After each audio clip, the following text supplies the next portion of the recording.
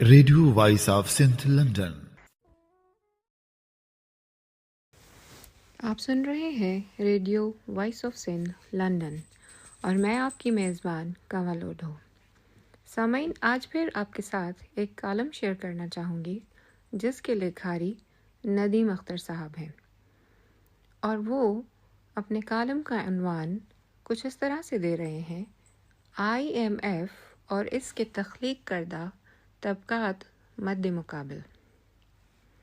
IMF اور world bank کی جانب سے پاکستان کے بارے میں ایک تفصیلی تشخیصی رپورٹ حکومت کو اس ہدایت کے ساتھ پیش کر دی گئی ہے کہ اسے عام معاملے کے لیے شائع کرنے کے ساتھ تجویز کردہ اقدامات پر 8 دسمبر کے بورڈ اجلاس سے قبل عمل درآمد کا آغاز کر دیا جائے۔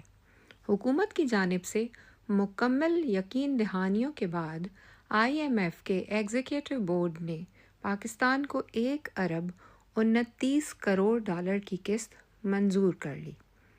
آج کی دنیا میں 1 ارب ڈالر انتہائی معمولی رقم ہے، لیکن ہمارے لیے اس کی اہمیت غیر معمولی ہے۔ ملک پر بیرونی قرض کا بوجھ 30 ارب ڈالر تک جا پہنچا ہے۔ آنے والے سال میں ہمیں قرض اور سود کی مد میں 26 ارب ڈالر ادا کرنے ہیں۔ IMF کی قسط ملنے کے بعد زر مبادلہ کے موجودہ ذخائر 19 ارب ڈالر ہیں، جس میں 1 ارب ڈالر بھی حکومت کا اپنا نہیں۔ یہ انتہائی پریشان کن حال ہے۔ ہم مزید قرضوں کے بغیر واجب العاد قرض کی ادائیگی نہیں کر سکتے۔ IMF کی چھتری نہ ہوتی تو کوئی بیرونی معاملاتی ادارہ یا بینک قرض فراہم نہیں کرے گا، اور حکومت ناد ہند ہونے کے بعد باقاعدہ اعلان پر مجبور ہو جائے گی۔ IMF کے پروگرام کا جاری رہنا معاشی خودکشی سے بچنے کا واحد راستہ ہے۔ یہی وجہ تھی کہ اس قسط کے اجر کے لیے حکومت پاکستان بالخصوص وزارت خزانہ کی جانب سے انتھک کوششیں کی گئیں۔ لہٰذا جب IMF نے اس خطیر رقم کی قسط منظور کی تو حکومت نے اطمینان کا گہرا سانس لیا اور خوشی سے نہال ہو کر خوب شادیاں بجائے۔ ہمیں IMF کی اگلی قسط ملنے تک کی مختصر مہلت ملی ہے۔ بہتر یہی ہوگا کہ اس دوران اپنی غلطیوں اور کوتاہیوں کے حوالے سے ایک تلخ مکالمہ کر لیا جائے تاکہ معاملات کو مکمل طور پر بے قابو ہونے سے بچانے کی شاید کوئی سبیل نکل سکے۔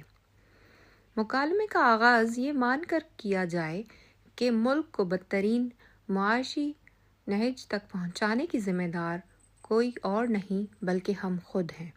اس حوالے سے ہمیں اپنے آپ سے چند سوال پوچھنے ہوں گے کہ کیا ہم نے 2021 سے 2022 میں درآمد کے حجم کو 80 ارب ڈالر تک پہنچاتے وقت یہ سوچا تھا کہ درآمدی بل کی ادائیگی کے لیے ڈالر کہاں سے آئیں گے؟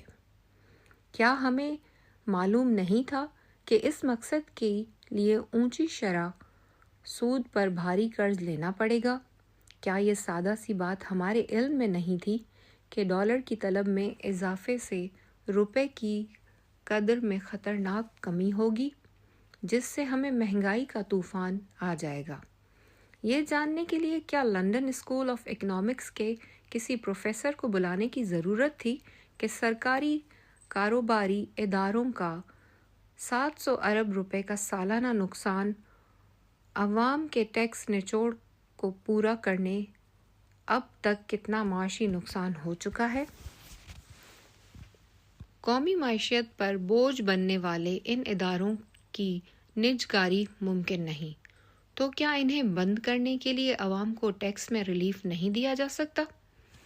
یہ معلوم کرنے کے لیے کسی نوبل انعام یافتہ معیشت دان کا مشورہ درکار تھا کہ جب آبادی 2.5% اور معیشت 1.5% سالانہ کی شرح سے بڑھے گی تو فی کس سالانہ آمدنی میں اضافہ ہو سکے گا۔ کیا ہم بے خبر ہیں کہ ہمارے اپنے خطے اور دیگر اسلامی ملکوں نے آبادی کے مسئلے پر کس طرح قابو پایا؟ حکومت کے معاشی ماہرین کیا یہ نہیں جانتے کہ 11% شرح سود پر سرمایہ کاری منافع بخش نہیں ہوگی؟ نجی سرمایہ کاری بینکوں میں موجود کئی کھرب روپوں سے فائدہ نہیں اٹھا سکتے۔ صنعتیں اور کاروبار بند ہو رہے ہیں، لیکن حکومت مہنگے سود پر کھربوں روپے قرض لے کر بینکوں کو ریکارڈ منافع کمانے کا موقع دے رہی ہے۔ بینکوں کا قرض عوام پر مزید ٹیکس لگا کر ادا کیا جائے گا۔ کیا حکومت نہیں جانتی کہ اس اقدامات سے مہنگائی اور افراط زر میں اضافہ ہوگا اور معیشت کا بحران سنگین تر ہو جائے گا؟